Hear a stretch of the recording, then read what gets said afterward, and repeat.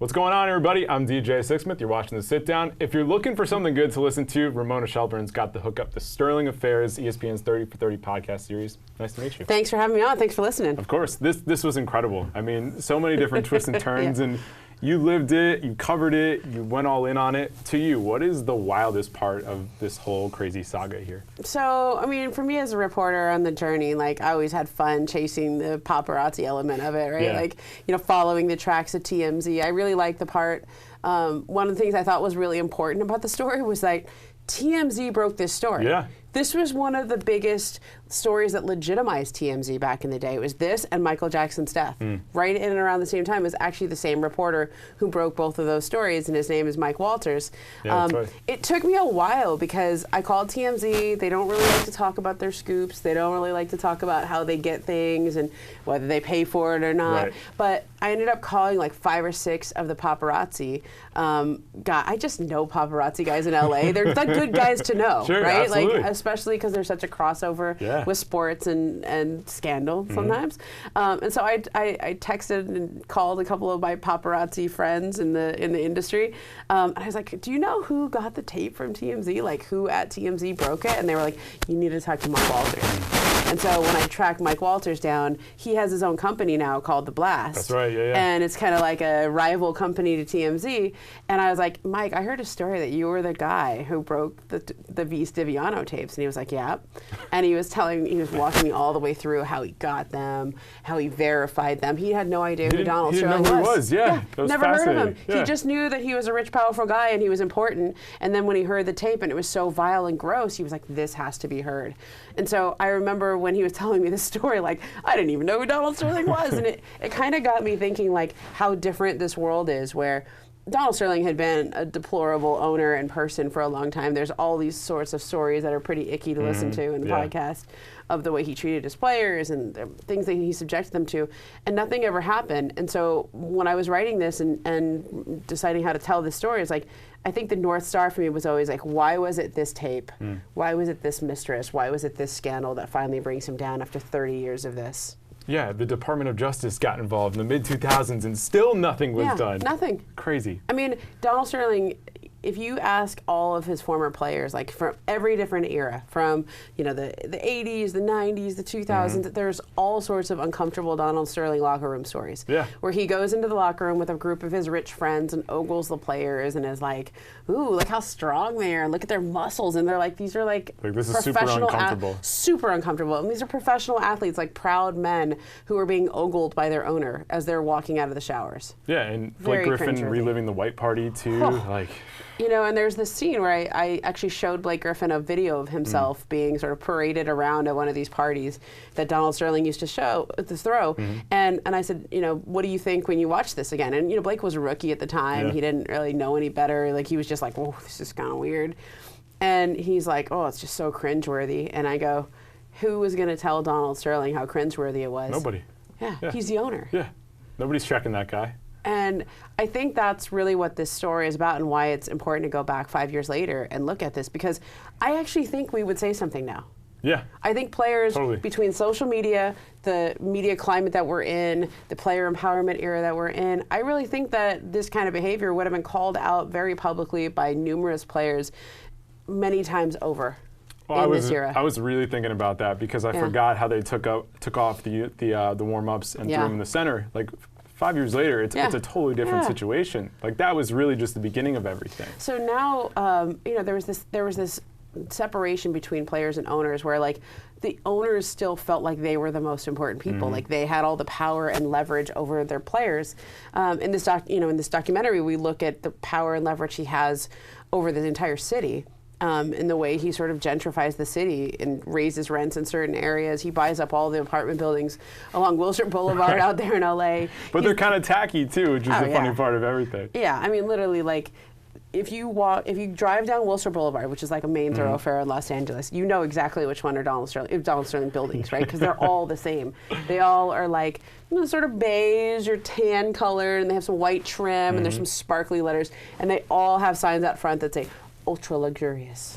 And And they're just fine. Like some are nicer than others depending on what part of town you're in. Right, but it's just the branding and the marketing behind them.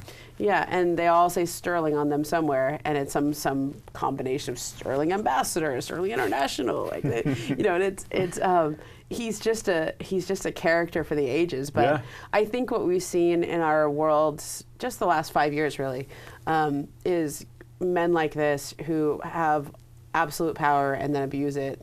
Have really got their comeuppance in a lot of different fields. And it's through technology, like literally a cell phone recorder. Yeah, it's through changing in media, social media, TMZ, the outlets that would be reporting on this kind of stuff in a different way than mainstream media ever had. It's not a story in the LA Times. It's a recording that everybody can hear. Right. It's different. Yeah, and even just the growth of the players. Like one of the underrated parts, how you put the LeBron clip in there about Darfur and like not knowing how to do his research, and now there's a guy that's using his voice. So it's also men in the league stepping up and saying, this is not cool. Right. And they weren't doing that 5 years ago. The morning after the tapes were released, LeBron James says there's no place for Donald Sterling in this league.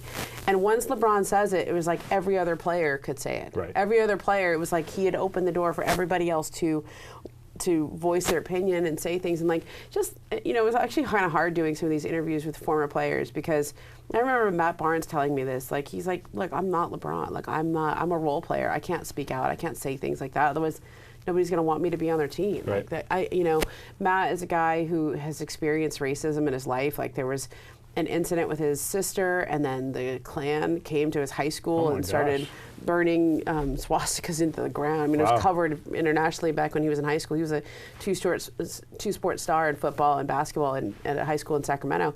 And he just kind of had to sit there and take it. And he said to me the other day, we were doing one of the interviews on The Jump, talking about it, and I go, you've experienced racism. Like, didn't this just hit you hard? He goes, yeah, but it's okay. It's okay. And I go, no, it's not okay. It's not okay. But like, Matt never felt like he could say anything. Like, he couldn't call this stuff out because, he was a role player. He wasn't a guy who like people were clamoring after to sign every year. He just felt like his place in the league might not be there if he became a troublemaker. And now, totally different environment. Right, forget it. But we just become accustomed to living a certain way, and certain things are happening. Even for Donald Sterling, he's bringing V. Stiviano around. He's doing his thing in LA, and then going all the way back. Like, the whole Jerry Buss thing was wild to me, because you think about the Showtime Lakers and think about that not potentially happening. Right. And Donald Sterling is the one that benefits. Have you ever had to buy like a house or close on a big purchase? Yeah. Like, your financing has to be lock solid, right? It has to be perfect. So at the last minute, Jerry Buss is trying to buy the Lakers. It's a very complicated deal.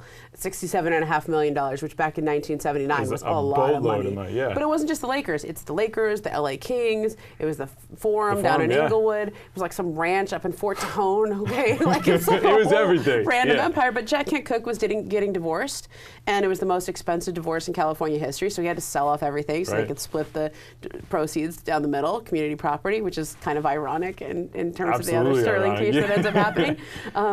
But so Jerry Buss is like trying to buy the Lakers from Jack Kent Cooke, and at the last minute, one of his investors' financing falls through, and he's $3.5 million short.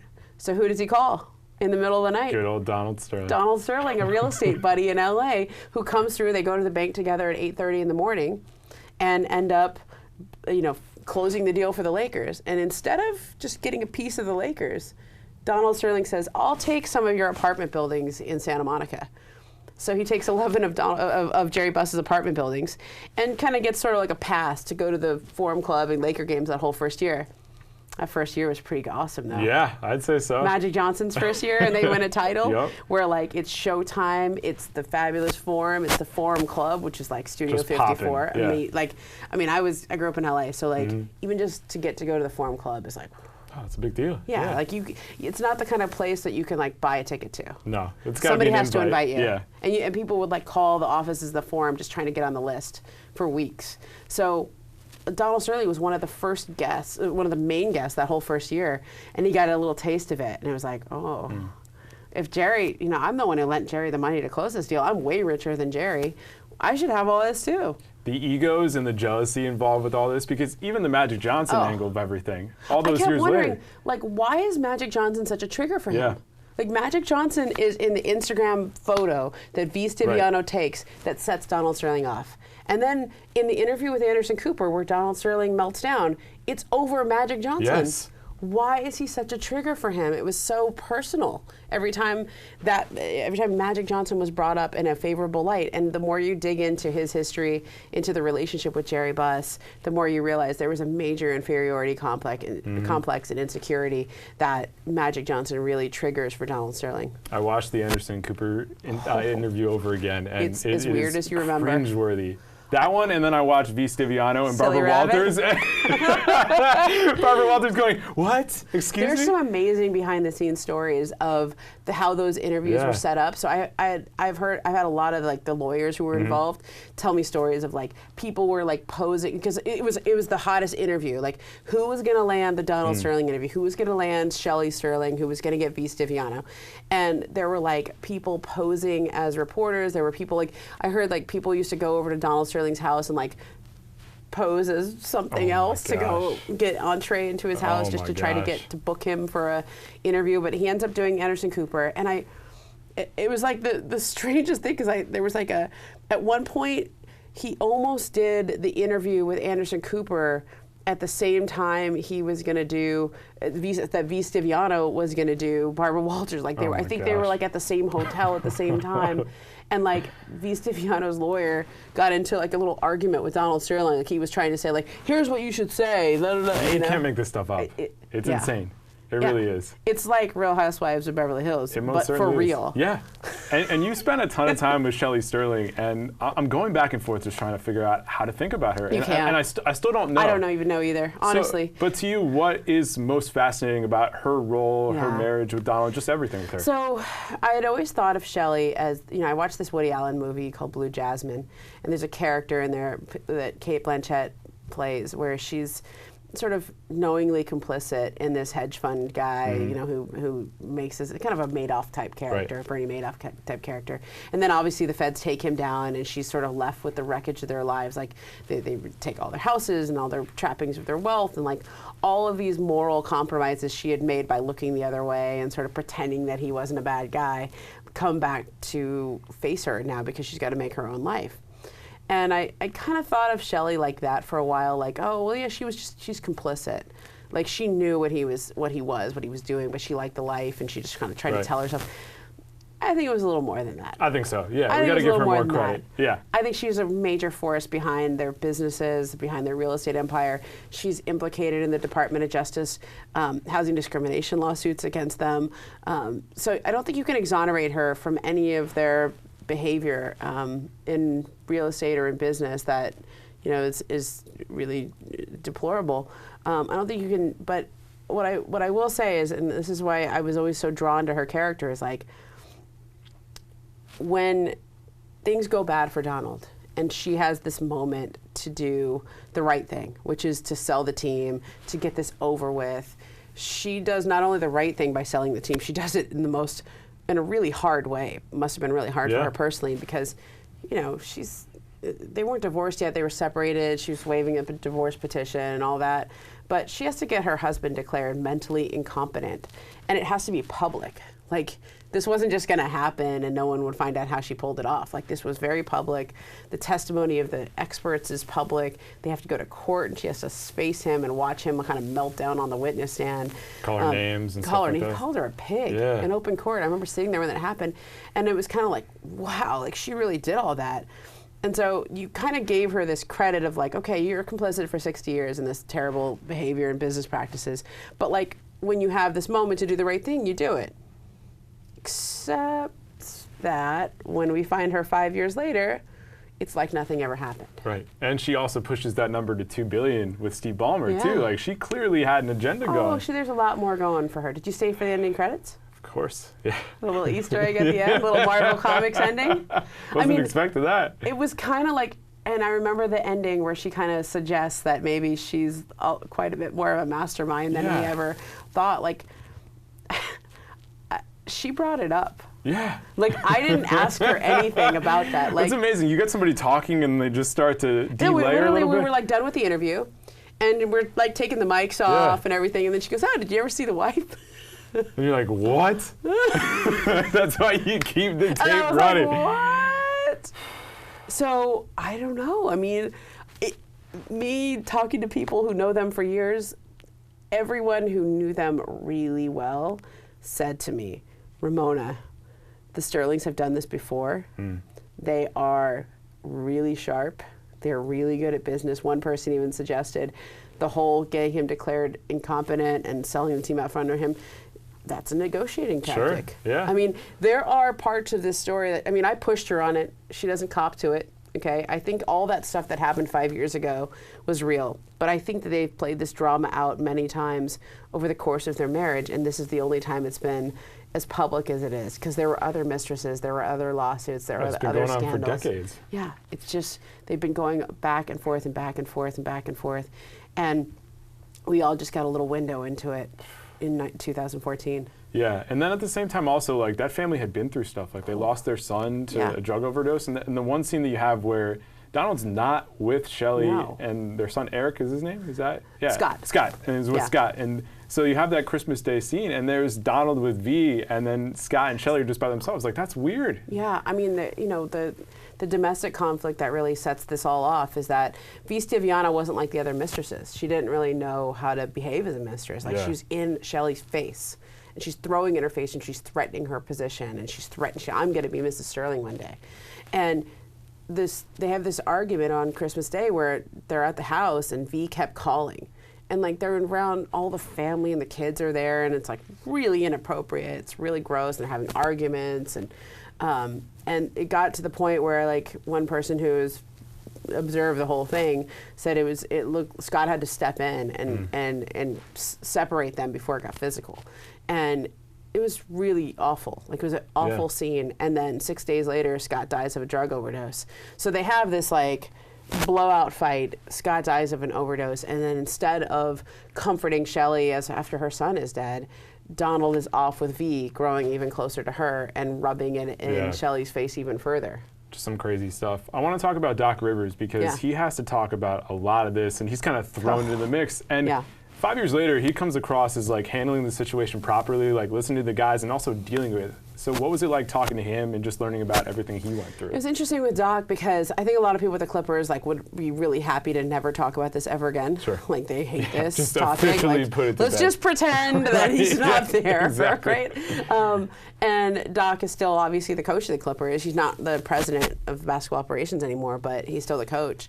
And Doc, this is one of his finest moments. I mean, he keeps the team together, he keeps the franchise together, he keeps the whole league together. And I think he knows that this is much bigger. I mean, he's been a victim of a hate crime himself. Like, his house in San Antonio burned down in what they thought was a hate crime at the time. And I think he feels the history of it. I think he feels the importance of it culturally because, as he says in the podcast, like, this was a reckoning. It was a beautiful moment for the league, but there'll be more reckonings. There'll be more moments like this, and you know, like, it was 5 years ago. It feels like a long time ago. Feels like such a long time. Because the world's changed so much. But, like, I think Doc Rivers knows, like, having lived through what he's lived through, also having a mentor by the name of Wayne Embry, who was the first black general manager in the NBA, who's experienced a lot of racial discrimination and hatred and threatened. He's been threatened many times. Wayne was one of Doc's mentors in this league and a confidant during this period. And I think, like, between Wayne's experiences, Doc's experiences, this experience, I think he understands that, like, this is going to keep happening. Every 10, 15, 20 years, whatever, there's a reckoning, there's a new bout of this, and people forget. And so you have to continue to tell the story, and you have to continue to remind people how to behave throughout it. Because the one thing Doc was really solid on and really sure of himself on was that he felt strongly that the best way to answer the tapes and the racism that you hear on the tapes is by continuing to play. He uses the analogy of Jesse Owens at the Olympics running in front of Hitler. He said, you know, the best way to stand up to it is to not let it knock you off stride.